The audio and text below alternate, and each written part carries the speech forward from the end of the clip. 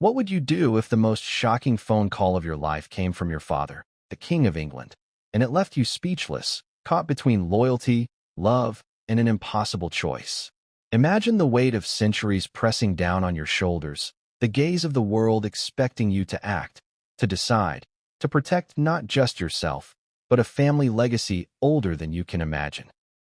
This was the moment Prince Harry found himself in, a moment that would test everything he thought he knew about family, marriage, and the unforgiving glare of public scrutiny. But before we continue, please subscribe and turn on the notification bell for updates. It began quietly, almost innocuously.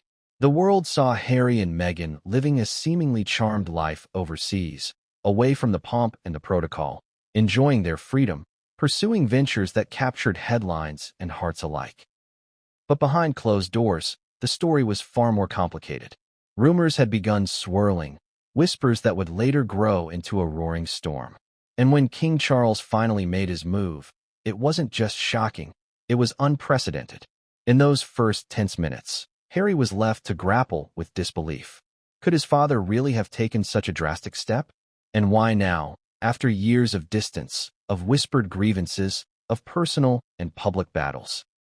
The tension wasn't just in the palace walls or on the television screens of millions. It was in every word, every pause, every decision Harry would have to make. And then there was Meghan, whose every move had been dissected, celebrated, and condemned in equal measure. Would she comply, or would her defiance push the royal family to the edge? The world doesn't often get a glimpse of what happens when monarchy and personal life collide, and when they do, it's rarely this raw, this immediate, this devastating.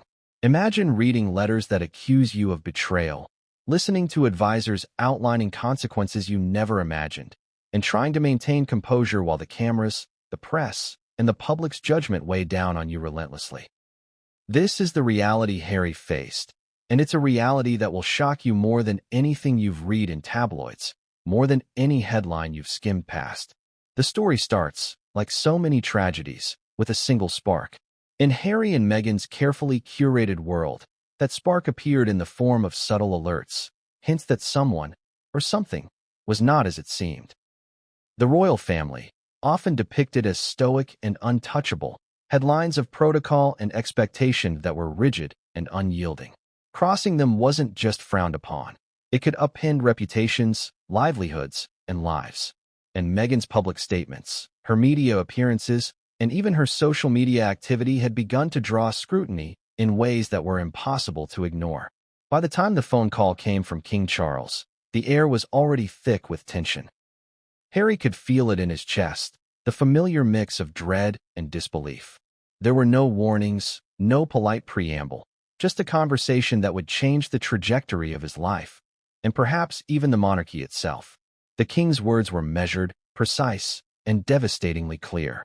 The decision, as it was delivered, struck like a thunderclap, leaving Harry momentarily paralyzed, caught between shock and the immediate need to respond. And yet, it wasn't just the content of the message that stunned him, it was the implication. The king's decision didn't just affect Harry.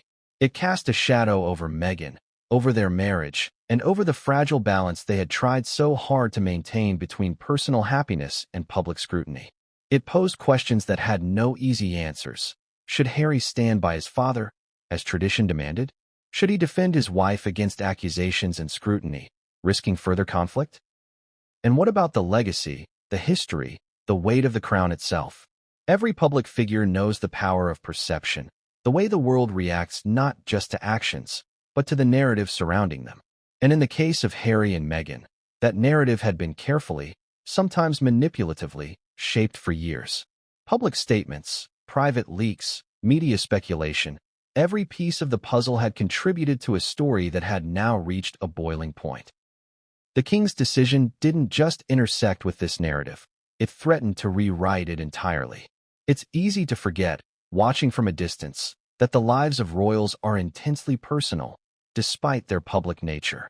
Every choice is scrutinized, every word analyzed, every movement dissected by millions who will never fully understand the human behind the title.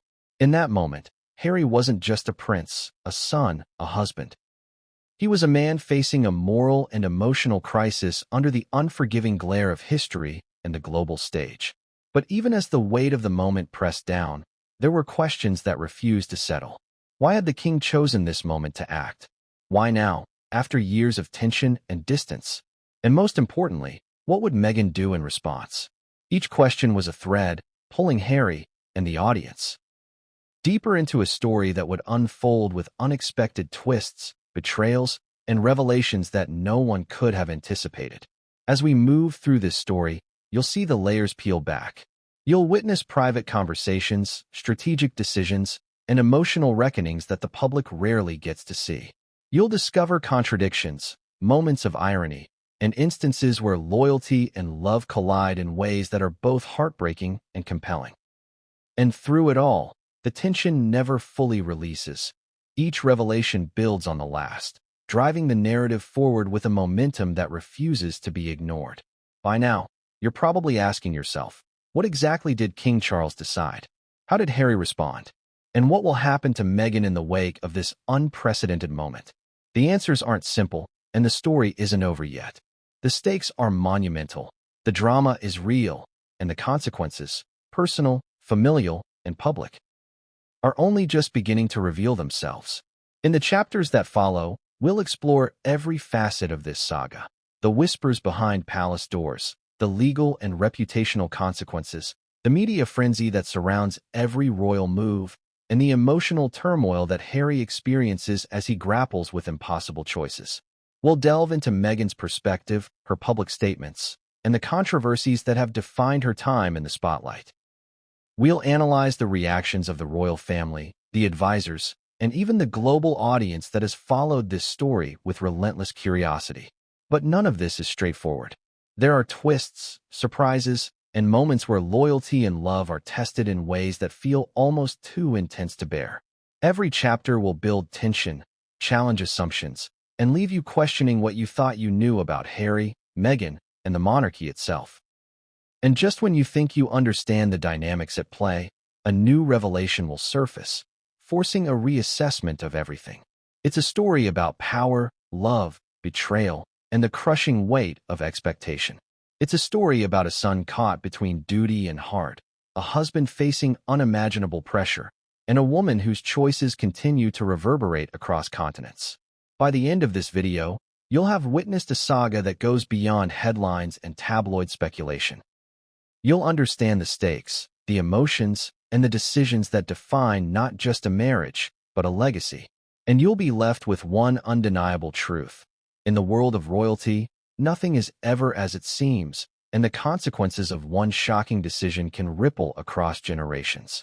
What if you thought you had escaped the pressures of royalty, only to find out that the past you tried to leave behind was catching up with you in ways you never expected? For Prince Harry and Meghan Markle, life overseas had seemed like a sanctuary at first, a place where they could live freely, away from palace protocol, away from tabloid scrutiny, and most importantly, away from the judgment of a world that had scrutinized every word, every action, every glance. But paradise is rarely permanent, and calm before a storm is often a fleeting illusion. When Harry and Meghan moved abroad, the narrative the public saw was one of liberation. They were the modern royals, breaking free from centuries-old constraints, charting their own path. Interviews highlighted their charitable work, their entrepreneurial ventures, and their focus on mental health and social issues. Social media showed smiling photos, family vacations, and glimpses of a life that felt, for many, enviably free. But behind the camera lens and curated headlines, tension was simmering, a tension that would soon boil over into the crisis we are about to explore. In the early months of their life outside the UK, Harry often reflected on the contrast between expectation and reality. He had spent his life preparing for a role that now seemed increasingly irrelevant to the life he wanted to lead. Royal duties, once a source of pride, now felt like chains. Yet, despite the freedom of their new environment, he couldn't fully escape the weight of family, tradition, and the unspoken rules that still clung to him, no matter where he went. Meghan, too, was navigating her own complex path. A woman accustomed to public scrutiny from her acting career, She understood the power of media narratives better than most. She had a voice, influence, and a growing platform, but with those came immense risk. Every public appearance, every statement, every social media post could be dissected, distorted, and weaponized. And as whispers about her behavior and intentions began to circulate, the couple realized that distance alone could not shield them from the forces they had left behind. The calm was deceptive. What many outside observers failed to see were the subtle warning signs. A leaked memo here, an anonymous source quoted in tabloids there, headlines questioning loyalties and intentions. Individually, these events might have seemed minor. Collectively, they painted a picture of scrutiny that was only growing more intense. The world had a long memory when it came to royals, and sometimes it had a short tolerance for deviation from protocol. Despite the seemingly serene life they were building, the undercurrents of tension were undeniable. Friends and advisors began noticing Harry's restlessness. He would occasionally lapse into moments of deep reflection, the weight of his position pressing on him despite the ocean between him and the palace.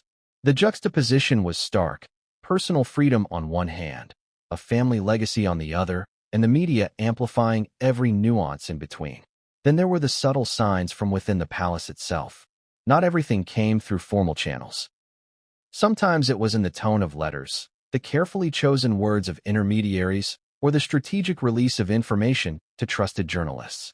Harry knew that these signals, small as they seemed, were never accidental. Each carried layers of meaning, testing reactions, gauging loyalty, and setting the stage for decisions that could no longer be ignored.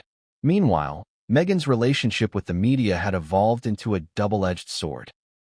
On one side, she wielded influence and could speak on issues important to her, gaining supporters around the globe.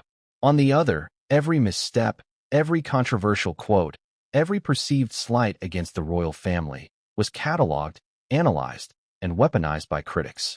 The tension between public perception and private reality was growing, and the couple found themselves in a constant state of vigilance, unsure who they could trust. The calm before the storm was also personal. Within their marriage, pressures that had been manageable now intensified. Decisions about work, travel, and family life were no longer simple. They carried symbolic weight.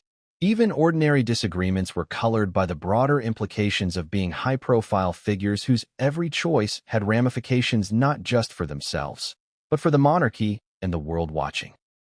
Then, just as the couple began to find a semblance of rhythm in their overseas life, hints of an approaching storm began to appear. Small signals from the palace suggested that King Charles and his advisors were preparing to take a decisive step. Harry, who had tried to navigate this new life with caution and diplomacy, realized that what was coming would demand a response unlike anything he had faced before. Some of the first signs were subtle. A call from a trusted aide, a meeting request framed as casual but heavy with subtext. Harry began to feel a tension he had long avoided, the pull of responsibility versus the desire to protect his family and personal freedom. Each conversation with Meghan carried the unspoken question: how far would they be willing to go? How much could they risk without triggering consequences they might not be able to control? And then there were the headlines, those inescapable reflections of public opinion. Some were flattering, some were critical, but all contributed to an atmosphere of pressure that was becoming increasingly difficult to manage. One moment Harry and Meghan were celebrated for stepping back from royal duties. The next, they were criticized for neglecting responsibilities, for creating division, or for daring to challenge centuries of tradition. Even as they adapted to their new environment, the couple could not ignore the whispers of betrayal. Some sources suggested that Meghan was acting independently in ways that threatened the family's reputation. Others hinted at legal and financial strategies designed to protect themselves, but which the palace might view as hostile. Harry, caught between love for his wife and loyalty to his father, began to experience sleepless nights and moments of intense reflection. Every decision, every word, every action had the potential to escalate what was quietly building toward a crisis. The calm was a fragile illusion. The storm was not coming.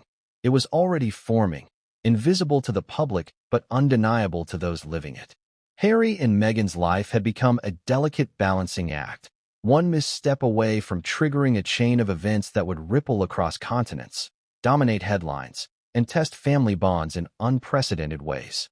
Yet, despite the tension, there were moments of warmth, laughter, and hope.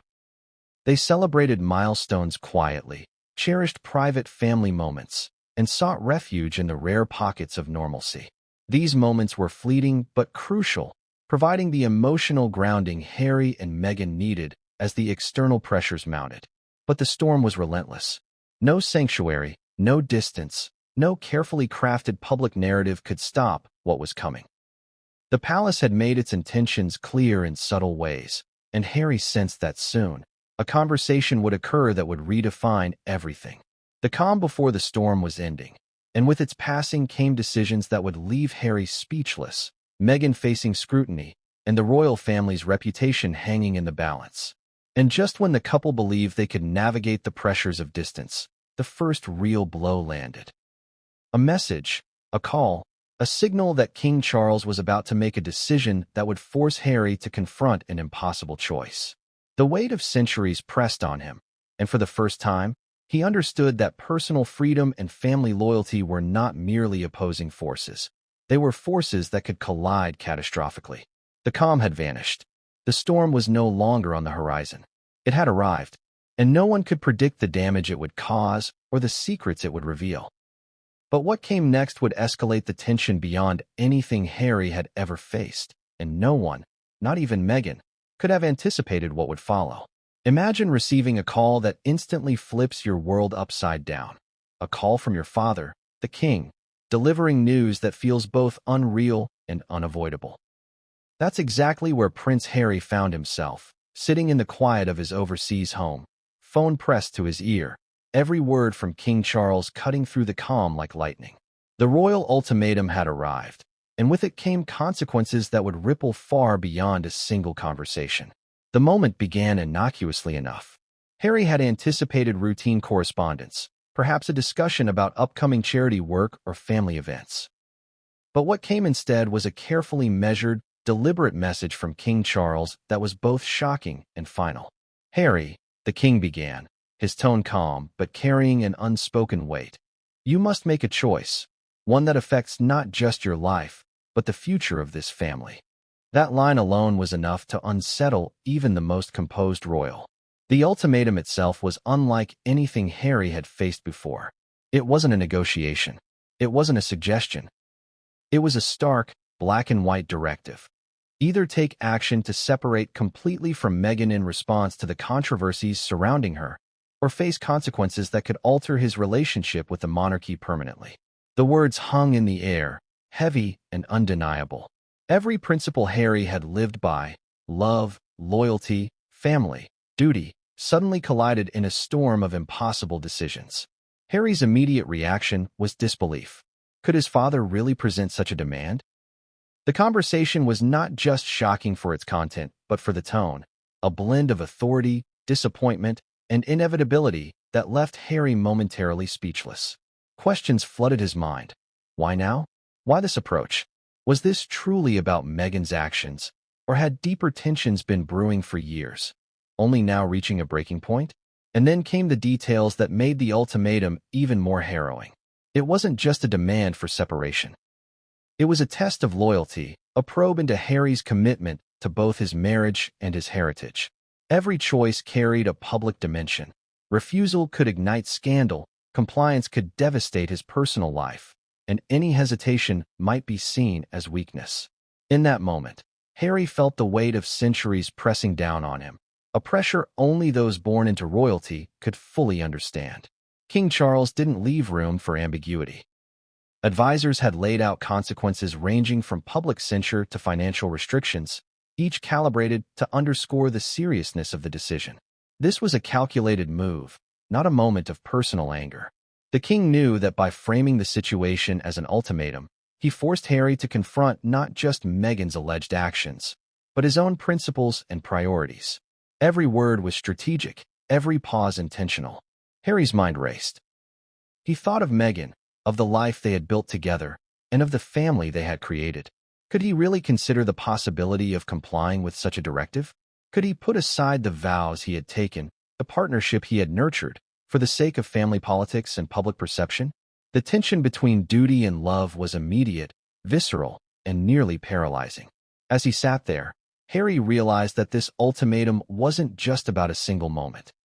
It was a culmination of years of subtle pressure, of whispers behind palace doors, of strategic leaks to the press, and of the unspoken expectations placed on him as a prince. Every move he had made since stepping back from official duties had been scrutinized, and now, those cumulative pressures had manifested in a single, inescapable choice. What made the ultimatum even more dramatic was its timing. The couple's overseas life, which had seemed a safe haven, was no longer insulated. Every public appearance Meghan had made, every statement she had given, every social media post, real or interpreted, had been analyzed and stored, ready to be used as leverage in the conversation Harry was now having with his father. The media scrutiny that had once felt distant now loomed directly over him, reinforcing the gravity of the moment. Harry's internal conflict was compounded by his understanding of the monarchy's history. He knew that royal protocol was not merely tradition. It was a web of expectations, obligations, and precedents that shaped public perception and determined the family's authority. Defying it could be seen as reckless. Following it blindly could destroy personal happiness.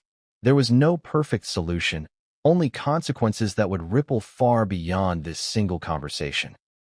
Meghan, though not physically present, was central to every thought.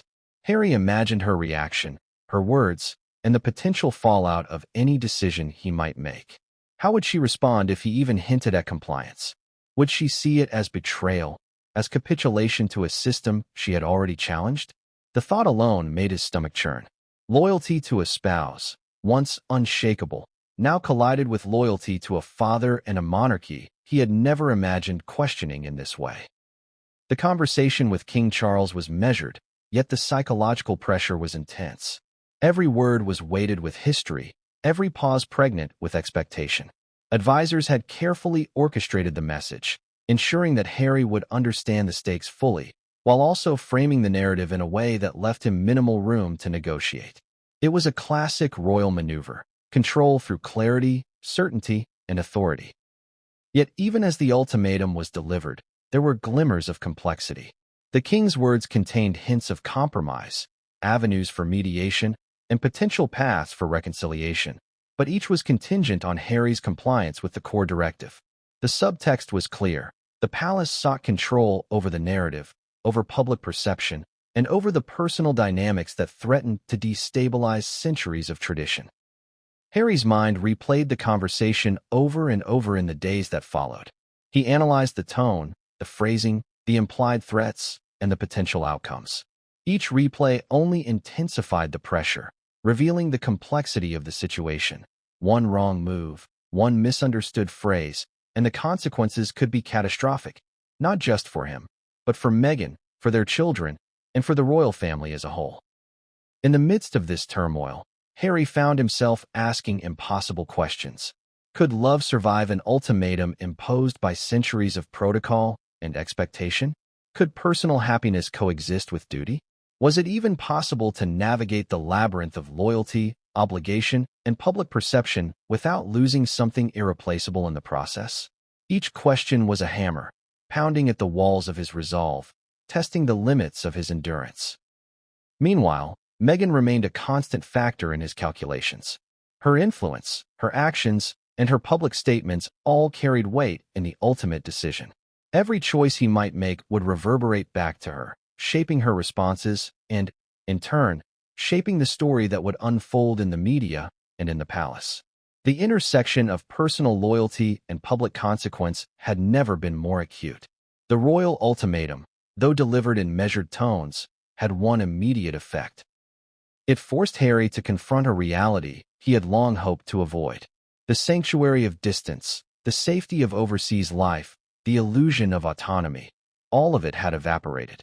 What remained was a stark, unflinching decision that would define the next chapter of his life, one that carried the potential for heartbreak, scandal, and irreversible change. And just as he began to process the enormity of the ultimatum, Harry realized another layer of complexity: time. The ultimatum was not open-ended. There were deadlines, expectations, and an implicit urgency that added pressure to every thought, every conversation, every reflection.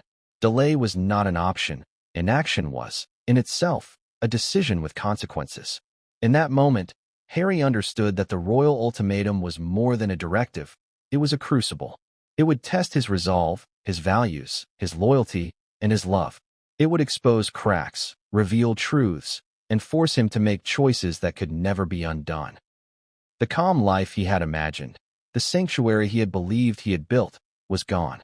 Replaced now was a tension so thick it could almost be felt in the air, a sense of impending storm that would touch every aspect of his personal and public life. Yet, as the weight of the decision pressed down, there was one thing Harry realized. Despite the impossibility of the situation, he could not act in isolation. Every move would ripple outward, affecting Meghan, the children, the royal family, and the public perception that had become almost as important as the decisions themselves. He would need strategy, courage, and clarity like never before. And just when Harry thought he had begun to grasp the magnitude of the royal ultimatum, another revelation came, one that would further complicate the impossible choice laid before him. An unexpected leak, a whispered warning, a new dimension to Meghan's actions emerged, something that threatened to tip the delicate balance of loyalty, love, and duty even further. But what came next would change everything, and no one, not even Harry, saw it coming. What if the person you vowed to spend your life with suddenly became the center of a storm that threatened not only your marriage, but an entire family legacy? For Prince Harry, that storm had begun to take shape long before the royal ultimatum, and at its eye was Meghan Markle. Allegations, accusations, and whispers about her actions and statements had been circulating for months, some amplified by the media, others seated quietly within palace circles. And while Harry grappled with his father's shocking decision, he now had to confront the possibility that the woman he loved might also be acting in ways that could imperil everything he held dear. The fallout began subtly, almost imperceptibly. Headlines would appear overnight, each one highlighting a new claim about Meghan's behavior. Sometimes they were trivial, an offhand remark misinterpreted, a charity event perceived as self-promotional. Other times, the claims carried more weight, hinting at deliberate deception, manipulation, or attempts to control narratives about the royal family. For Harry, the challenge was not merely to sift through what was true and false, but to navigate the consequences of public perception, a force as powerful as any royal decree. Insiders within the palace began to speak, cautiously at first, then more openly, about the growing concern over Meghan's public statements. They suggested that some narratives she had promoted were inconsistent with the family's image, potentially undermining their authority and credibility. The whispers hinted at exaggerations, selective omissions, and even outright lies that had the potential to reshape public perception. Harry, caught in the middle, had to reconcile his love and trust in Meghan with these alarming reports. The media, as always, played a significant role in magnifying these tensions. Every interview Meghan gave, every podcast appearance, every social media post became fodder for analysis, speculation, and sometimes outright condemnation. Headlines ranged from critical to sensational, often implying that Meghan had ulterior motives, that she was attempting to rewrite her story at the expense of the royal family's reputation. To Harry, the impact was clear. The more the public questioned Meghan, the more pressure mounted on him to respond, or to act in alignment with his father's ultimatum. Yet, the situation was far from straightforward. Meghan's supporters argued that the scrutiny was disproportionate, fueled by systemic bias, racial prejudice, and an entrenched desire to protect traditional narratives at the expense of truth. They suggested that many of the alleged lies were either misinterpretations or selective reporting designed to paint her in a negative light. For Harry, these conflicting narratives created a dizzying moral and emotional dilemma. How could he protect his wife while also safeguarding his family's reputation and meeting the expectations imposed by the king? The alleged lies weren't just about words, they had consequences. Invitations to charitable events were reconsidered, endorsements and speaking engagements became fraught with controversy, and even private relationships within the royal family were strained. Advisors suggested that Meghan's actions, intentional or not, were creating fractures that could not easily be mended. Harry, feeling increasingly trapped, realized that every choice carried cascading effects, not just for himself, but for the people he loved most. Palace insiders described tense conversations behind closed doors. Meetings that were once routine became charged with subtext. Questions about Meghan's motives, her influence, and her long-term intentions were raised repeatedly. Harry, navigating these discussions, had to balance empathy, loyalty, and pragmatism. He could not ignore the concerns of his father and the advisors, but he also could not dismiss the possibility that Meghan was being unfairly targeted. Each day brought new complexities, new rumors, and new emotional strain. What made the situation even more volatile was the timing. Meghan's public appearances coincided with Harry's growing awareness of the royal ultimatum. Every statement, every smile, every interview became entangled with the larger narrative of loyalty, duty, and family obligation. To outsiders, it may have seemed like a standard media cycle, but for Harry, it was a relentless pressure test, an impossible balancing act where missteps could have permanent consequences. Even friends and confidants of the couple were caught in the whirlwind. Loyalists who wanted to support Meghan faced criticism for doing so, while critics who questioned her actions were accused of bias or unfair treatment. Harry found himself mediating not only his own emotions, but also those of a network of people whose opinions mattered both personally and strategically. It was a delicate dance. One wrong move could be interpreted as betrayal, indifference, or complicity. The fallout extended beyond the palace walls. Public opinion, amplified by social media, played a decisive role in shaping the narrative. Fans and detractors debated Meghan's integrity, her honesty, and her motives. Some celebrated her bravery in speaking out against the monarchy. Others condemned her as manipulative or deceitful. Every tweet, every post, every online discussion fed back into the pressure cooker that Harry was already navigating. The court of public opinion had become just as influential, and sometimes more so, than any palace protocol or royal decree. Adding fuel to the fire were leaked communications and insider reports suggesting that Meghan was actively trying to control the narrative. Some sources claimed she was coordinating media appearances strategically, timing interviews to coincide with palace events or announcements, and framing stories in ways that bolstered her personal brand. To critics, these actions reinforced the idea that she was attempting to undermine the royal family's reputation. To supporters, it was a savvy defense of her autonomy and a necessary assertion of her voice in a historically rigid institution. Harry's predicament became clearer.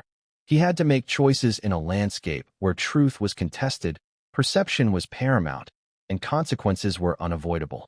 Each day presented new challenges. Every interaction, public statement, or private conversation carried layers of risk. He had to consider the potential impact on Meghan's image, the monarchy's credibility, and his own role as both husband and son. The emotional toll was immense, leaving him with a constant undercurrent of anxiety, doubt, and vigilance. Amid the chaos, Harry also grappled with the notion of trust.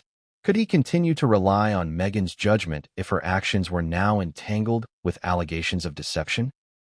How could he separate the woman he loved from the persona the public saw?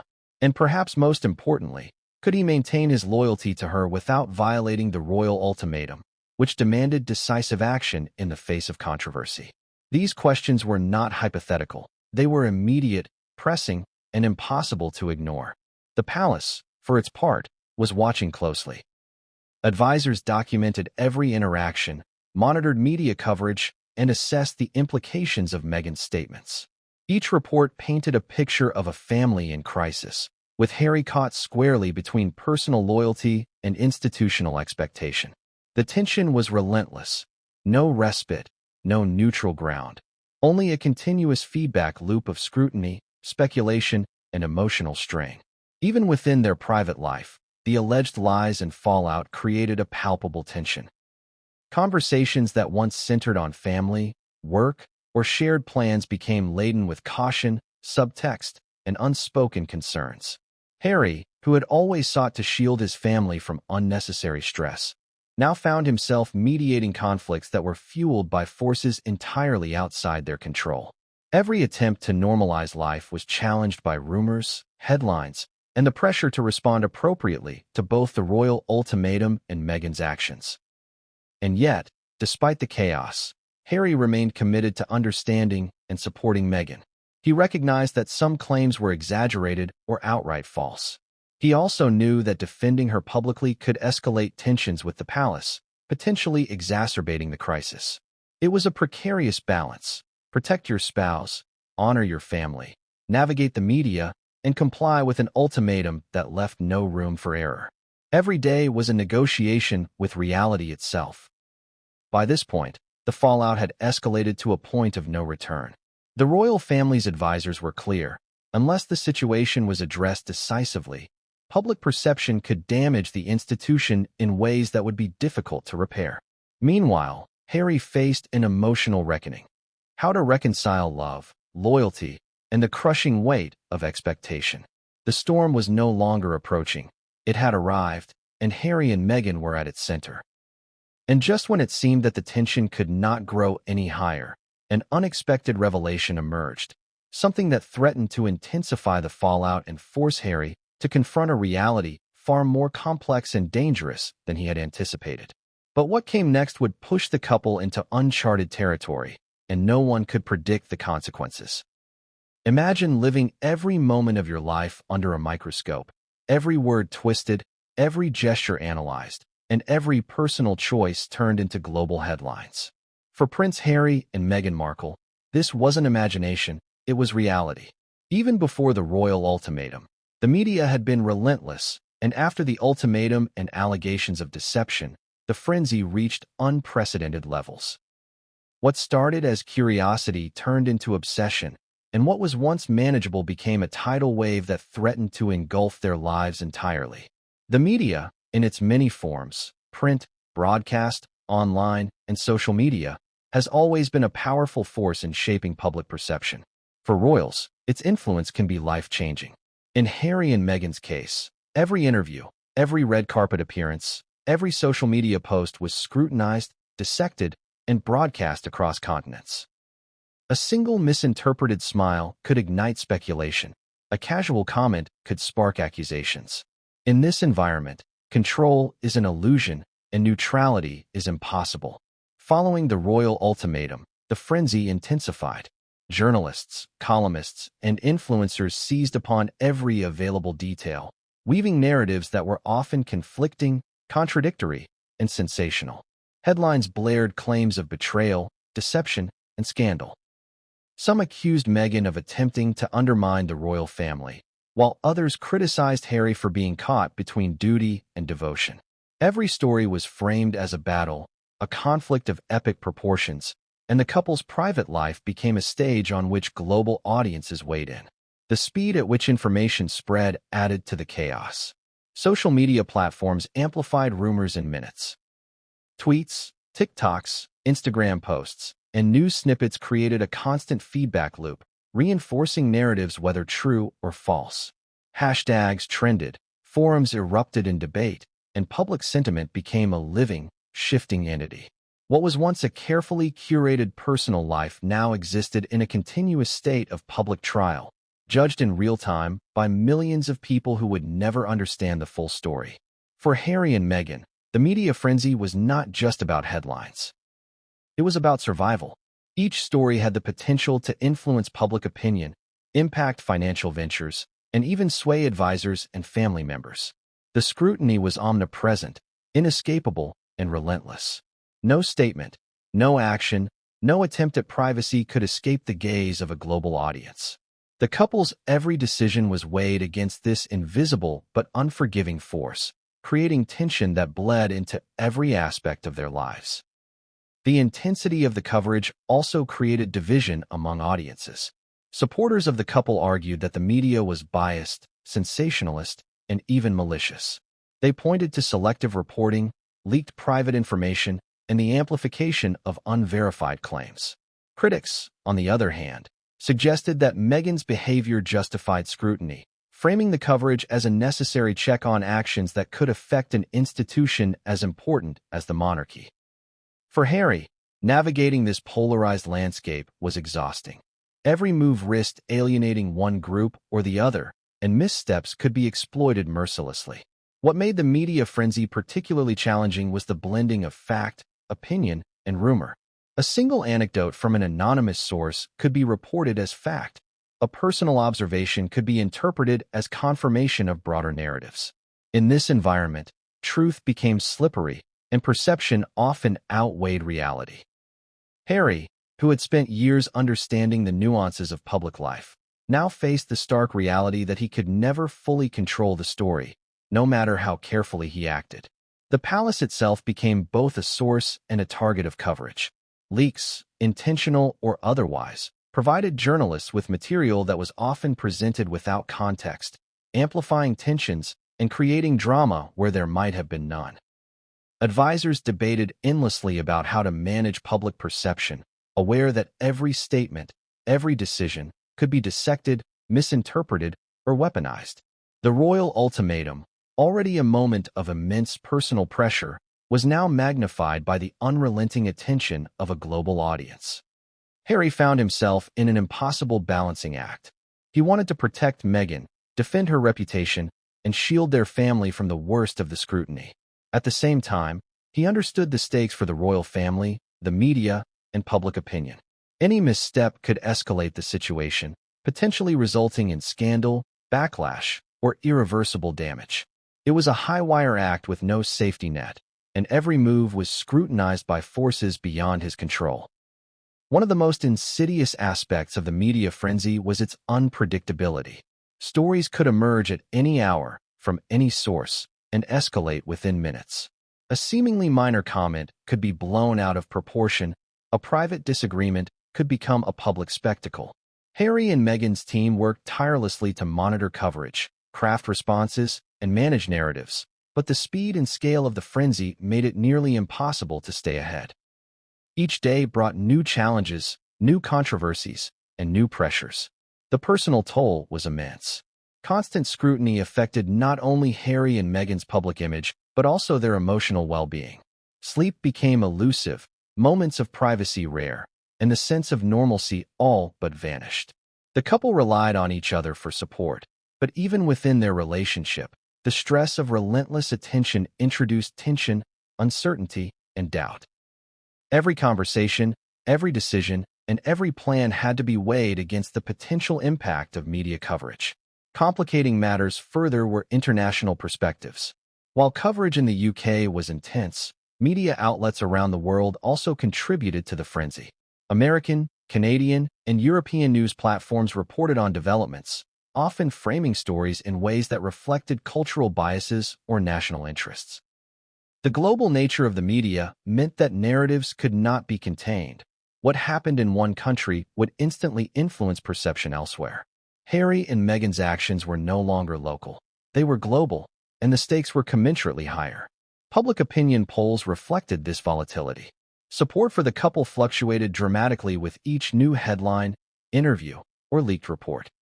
Advocates celebrated their courage and independence, while detractors questioned motives and loyalty. The media frenzy had become a powerful force, capable of shaping perception faster than any palace announcement or official statement.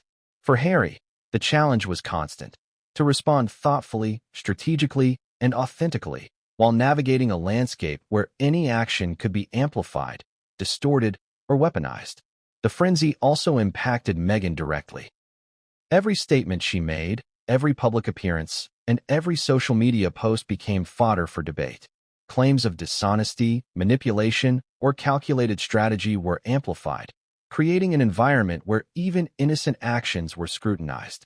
Harry watched as the woman he loved became both a symbol and a target, her every move dissected and discussed as if the consequences were only theoretical. In reality, the pressure was immediate, tangible, and often brutal. In response, Harry and Meghan developed strategies to navigate the media storm.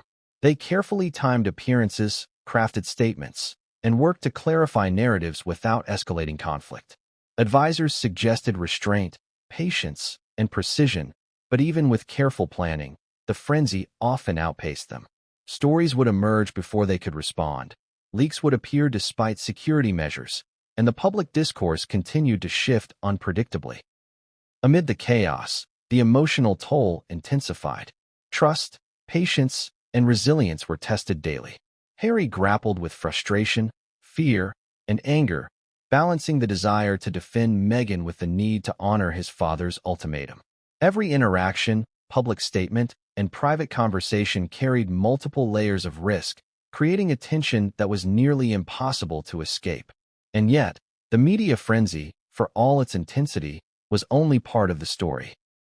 Beneath the headlines, beyond the leaks, and behind the viral clips, there were deeper forces at play: family dynamics, historical pressures, and emotional stakes that would eventually converge in ways that Harry and Meghan could neither predict nor control. Just when it seemed that the media storm had reached its peak, another twist emerged, one that would escalate tensions even further and force Harry and Meghan into a confrontation with the reality of their choices in ways no one saw coming. But what came next would turn public perception upside down, and the consequences would echo far beyond the headlines. What really happens when the doors of the palace close and the cameras are gone? For Prince Harry, the reality behind closed doors was far more complex, tense, and emotionally charged than anything the public could imagine. Family meetings that the world assumes are formalities were, in fact, arenas of high-stakes negotiation, strategy, and emotion. Every word, every pause, every gesture carried meaning, and the outcomes of these private interactions could determine not only Harry's future, but the trajectory of the entire monarchy. The meetings began quietly at first, almost routine in appearance. A simple gathering in one of the palace's lesser-known rooms, meant to address minor family matters, slowly transformed into a crucible of tension. Advisors, aides, and legal counsel were present, each aware that the stakes were high, yet none could predict just how explosive the conversations would become. For Harry, walking into these rooms was a test of emotional resilience, strategic thinking, and loyalty. King Charles, the orchestrator of the royal ultimatum, presided with authority tempered by diplomacy. His tone was measured, precise, and, at times, coldly deliberate. The message was clear. Decisions must be made, actions must be taken, and the family's reputation must be safeguarded at all costs. While the king's words were never overtly hostile, the subtext was unmistakable. Harry felt the weight of expectation pressing down on him, the historical legacy of the monarchy pressing on every syllable. Meghan's presence, or absence, in these meetings was another layer of complexity. Some sessions included her directly, others were held without her, with Harry serving as the intermediary. This dynamic introduced tension, as Harry had to relay sensitive messages, interpret subtle cues, and manage both the emotional and strategic dimensions of the discussions. The pressure of representing both his wife and his father created a constant internal conflict, forcing him to navigate loyalty, love, and duty simultaneously. The discussions themselves were intense and layered. Advisors presented evidence, anecdotes, and interpretations regarding Meghan's alleged actions and public statements. Some claims were minor but symbolically significant. Others suggested deliberate attempts to manipulate narratives and influence public perception. Each point was dissected, debated, and weighed against potential consequences. Harry listened, analyzed, and attempted to reconcile these reports with his own experiences and observations, but the complexity often left him feeling overwhelmed. Family dynamics added another dimension to the meetings. Siblings, cousins, and extended relatives were present at various points, each with opinions shaped by loyalty, concern, and personal experience. Some advocated for leniency, emphasizing Harry's right to support his wife. Others pressed for decisive action, emphasizing the preservation of the institution. These internal divisions created a charged atmosphere, where every comment could ignite conflict or shift alliances. Beyond the strategic discussions, the meetings were emotionally raw. Harry found himself confronting feelings of betrayal, doubt, and fear. Could he trust the advisor's interpretations? Could he reconcile his love for Meghan with the family's concerns? And most poignantly, could he navigate a path that honored both his father and his spouse without sacrificing either? The emotional stakes were as high as the political ones, and the room often felt like a battlefield of loyalties and anxieties. Communication strategies were dissected meticulously. Every potential public statement, interview, or media appearance was analyzed for risk. Advisors recommended restraint, precision, and timing, emphasizing that any misstep could escalate tensions. Harry, who had always valued authenticity and transparency, struggled with this layer of strategy. He wanted to act in defense of Meghan, yet every action had to be filtered through the lens of protocol, precedent, and public perception. The meetings were punctuated by moments of tension that bordered on confrontation. Subtle facial expressions, carefully chosen words, and pauses pregnant with meaning created an atmosphere of psychological pressure. Harry had to navigate these cues while maintaining composure, projecting loyalty, and protecting the woman he loved. Misinterpretation was always a risk, and the consequences of error were severe, ranging from public scandal to personal estrangement. Legal considerations also dominated the discussions. Advisors outlined the implications of potential actions, including the ramifications for marriage, financial arrangements, and succession.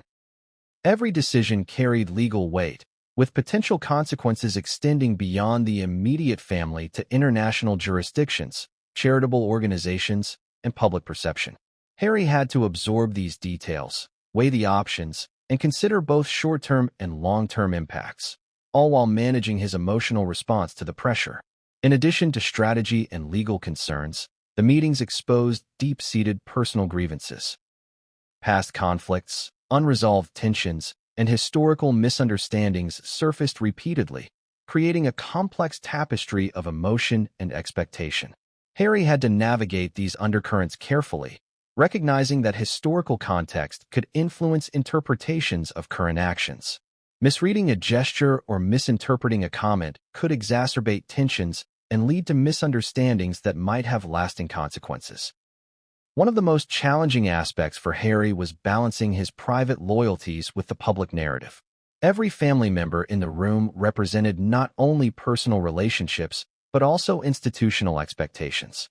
Advisors reminded him that personal feelings could not outweigh duty, while emotional pleas from siblings and cousins highlighted the human cost of strict adherence to protocol. Harry was caught between these opposing forces, trying to reconcile the demands of tradition with the imperatives of love and justice. Despite the intensity, there were moments of clarity. Certain conversations illuminated possible paths forward, offering strategies for negotiation, compromise, and reconciliation. These moments were fleeting but critical, providing Harry with guidance amid the emotional and strategic turbulence. They suggested that even within the pressure cooker of the palace, solutions could exist, but only if navigated with intelligence, empathy, and precision. The culmination of these meetings was often a mixture of relief and renewed tension. Temporary agreements, tentative plans, and strategic concessions were made, but the underlying pressure remained. Every resolution was provisional, every compromise conditional, and every statement potentially a stepping stone to further conflict. Harry understood that the meetings were not about closure. They were about management, control, and positioning, preparing the family for decisions that would soon become public and unavoidable. Yet, even as Harry absorbed the gravity of these meetings, another layer of complexity emerged.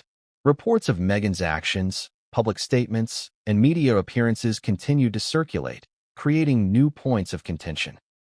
Advisors frequently referenced these developments, suggesting potential courses of action, adjustments to strategy, and contingency plans. Harry found himself juggling multiple crises simultaneously, each demanding attention, reflection, and careful judgment. As the meetings progressed, Harry became acutely aware of the stakes. Decisions made behind closed doors would not remain private. Leaks, speculation, and interpretation by the media ensured that the fallout would be public. He recognized that even with careful management, controlling the narrative entirely was impossible. The private and public spheres were intertwined, and every choice carried both personal and institutional consequences. Amid the high-pressure environment, Harry also had to consider Meghan's perspective. How would she perceive these discussions? Would she feel supported, isolated, or misrepresented? Maintaining trust and communication with her became a critical task, as any misalignment could exacerbate tensions and compromise both their personal relationship and the strategic objectives of the family. The emotional intensity of the meetings, combined with strategic complexity and media scrutiny, created an environment unlike any Harry had previously experienced. Each gathering tested his resilience, judgment, and capacity for empathy. It forced him to confront difficult truths, assess competing priorities, and navigate a labyrinth of personal and institutional pressures. And just when Harry thought he had begun to understand the dynamics at play, a revelation emerged within one of these private sessions, an unexpected twist that would change the trajectory of the discussions, challenge his assumptions, and force him to confront a reality more complicated than he had imagined. But what came next would escalate the crisis even further, and the implications would be felt far beyond the palace walls. What happens when the personal and the political collide in the corridors of power? For Prince Harry, the answer became painfully clear as advisors began to step forward with warnings that were as urgent as they were unrelenting. These weren't mere suggestions. They were calculated assessments, legal analyses, and strategic directives, all designed to navigate the escalating crisis surrounding Meghan, the royal ultimatum, and the media frenzy that threatened to consume their lives. The first warning came subtly, in the form of a private briefing. A senior palace aide requested a one-on-one meeting with Harry, emphasizing the gravity of the situation. "Your choices now," the aide began, voice measured but urgent, "will define not just your legacy, but the public's perception of this family for generations." Harry listened, absorbing every word while feeling a familiar weight settle across his shoulders, the same weight he had felt during every high-pressure moment in his royal life, magnified now by personal stakes. Advisors outlined potential scenarios, each more complex than the last. Some focused on media fallout, mapping out the likely trajectory of public opinion based on Meghan's alleged statements and actions. Others emphasized legal and financial implications, illustrating how choices made under pressure could reverberate for decades. Every detail mattered: timing, phrasing, tone, and even the order of public statements. Harry realized that missteps could have consequences far beyond what he had ever imagined. The strategic guidance was relentless. Advisors emphasized that perception could be more influential than reality. Even if Meghan's actions were misrepresented or misunderstood, the public narrative could shape policy, influence opinion, and impact the monarchy's credibility. Harry understood this intellectually, but emotionally, the advice was harder to reconcile. How could he protect his wife while also managing the expectations of his family and the scrutiny of the world? Warnings weren't limited to hypothetical scenarios. Advisors shared intelligence reports, media analyses, and even anonymous sources' claims about Meghan's recent actions. Some reports suggested that she was attempting to control narratives strategically, timing interviews to coincide with palace announcements or events. Others highlighted inconsistencies in her statements that could be interpreted as misleading. Harry was faced with an almost overwhelming volume of information, each piece layered with potential consequences. The urgency in these meetings was palpable. Advisors conveyed that inaction was a choice with its own consequences. Delay could allow narratives to solidify, stories to take root, and public perception to harden. Every hour mattered, and every day without decisive action increased the risk of scandal, media attacks, or institutional damage. Harry was caught between the immediacy of the ultimatum, the personal loyalty he felt toward Meghan, and the strategic demands being presented. Complicating matters further, the advisors were not a monolith. Some emphasized strict adherence to protocol, urging Harry to consider compliance with the royal ultimatum and to distance himself from Meghan until issues were resolved. Others advocated for measured defense, stressing the importance of protecting his wife while navigating palace expectations. These conflicting perspectives created tension, forcing Harry to weigh advice carefully and make decisions that could alienate one faction or another. Every recommendation carried emotional weight. Advisors reminded Harry that his choices would not only affect the monarchy's image, but also his personal relationships. Acting against Meghan could fracture their marriage. Defending her too openly could provoke backlash from family members and the media. The balance was delicate, and every decision carried consequences that were simultaneously public and deeply personal. Strategic moves suggested by advisors often required preemptive action. They recommended preparing statements, securing legal protections, and crafting narratives that could counter potential media attacks. Every word needed to be precise. Every public appearance required careful orchestration. Harry found himself operating under a constant state of vigilance, where a single slip could escalate tensions and trigger unpredictable fallout. One advisor emphasized the importance of timing. "Harry," they said, "there is a window to act. Miss it, and the narrative solidifies without your input. Every delay gives critics an advantage and diminishes your ability to protect your family." This perspective framed the crisis not as a moral dilemma but as a tactical operation, requiring discipline, foresight, and precision. For Harry, the challenge was to reconcile these strategic imperatives with the emotional realities of love, loyalty, and personal integrity. Legal counsel also played a significant role. Advisors outlined potential ramifications of actions ranging from public statements to private correspondence. Every communication could be interpreted as evidence of compliance or resistance, support or betrayal. Legal safeguards were suggested to protect both Harry and Meghan, but these measures introduced additional layers of complexity. How could he act decisively without appearing manipulative or defensive? How could he protect his wife without inadvertently providing ammunition to critics or family members? Financial considerations added another layer of urgency. Advisors explained that compliance or resistance could affect income streams, charitable engagements, and public endorsements.